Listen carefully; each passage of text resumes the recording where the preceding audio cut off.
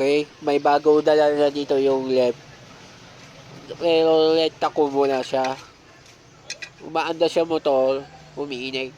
Ang problema to, walang power. Kaya chinecheck ko muna para malaman natin. Yan po. Mga old motor ito. Yan po, sir. May bago tayo repair. Yan. Bago. Ang unique nito ay sharp. Yan po. Umaanda yung motor. Umiinit siya ngayon. Para malaman natin ngayon. Ito po yung may sila thermostat switch. Papalitan natin siya ngayon. Yan bago. Aayos natin siya. Wait lang po ha. Aayos natin siya ngayon. Ito pala yung napalitan natin ngayon. Thermostat switch.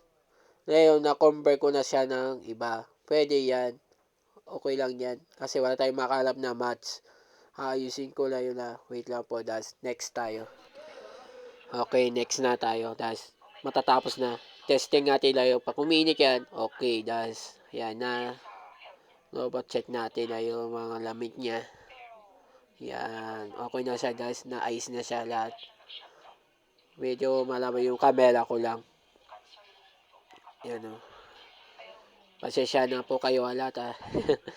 Sa nalood sa akin. Ito pa yung convert natin switch. Okay. Ito po yung nakuha na nila. Customer ko na yun.